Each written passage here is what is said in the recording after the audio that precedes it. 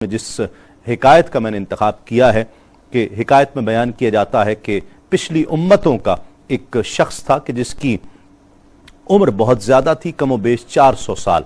किसी हादसे की बिना पर अपने तमाम घर बार से वो जुदा होकर एक किसी जजीरे पर आकर आबाद हो जाता है। अल्लाह रब्बुल इज्जत उसके लिए इंतजाम फरमाता है, एक अनार का दरख्त और एक मीठा शीरी चश्मा अल्लाह रब्बुल इज्जत जारी फरमा देता है। उसकी कुदरत है, वो वही खाता है, पानी पीता है और अल्लाह रब्बुल इज्जत की इबादत में मसरूफ रहता है। यूं समझिए कि वहां पर कोई दूसरा शख्स मौजूद नहीं है तो यकीनन कोई गुनाह का इर्तिकाब भी उससे नहीं होता है।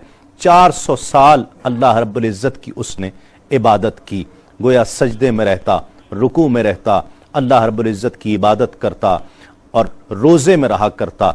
400 साल बाद जब हजरत इज़राइल अलैहिस्सलाम उसकी रूह कब्ज करने के लिए उसके पास पहुंचते हैं तो वो अर्ज करता है कि मुझे इतनी मोहलत दे दी जाए कि मैं वजू ताज़ा करके अल्लाह रब्बुल इज्जत की बारगाह में सजदारेज हो जाऊं और जब सजदा करूं मेरी रूह उस वक्त कब्ज करना।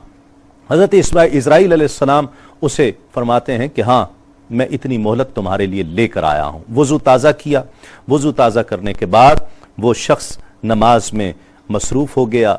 जब दूसरी रकात में सजदे में था तो रूह कब्ज हो जाती है।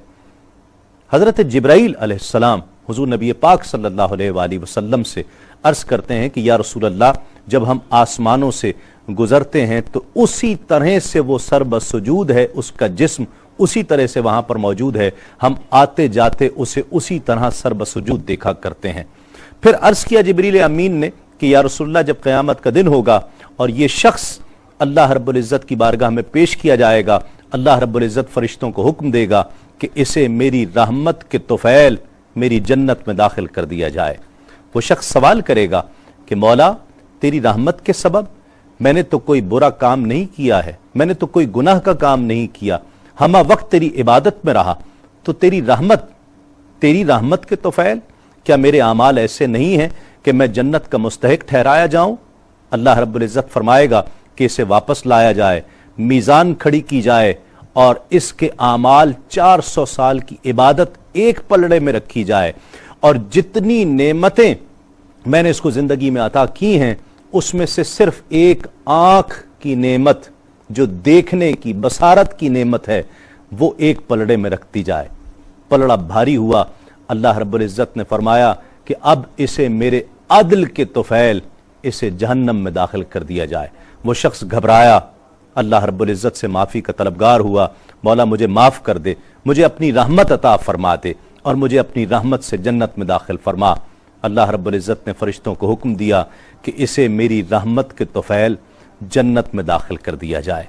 उलमाए किराम ने हिकायत से ये सबक दिया है कि कभी भी अपने आमाल पर ज़ोम नहीं करना चाहिए, हमेशा रब की रहमत के तलबगार रहने चाहिए है, अल्लाह रब्बुल इज्जत की रहमत मांगते रहना चाहिए है, अल्लाह रब्बुल इज्जत से उसकी रहमत के तलबगार रहें कि वो अपनी रहमत फरमा दे तो हम सब कुछ हैं, अगर उसका अदल होगा तो यकीनन हम किसी काबिल नहीं हैं, इंसान किसी काबिल नहीं है।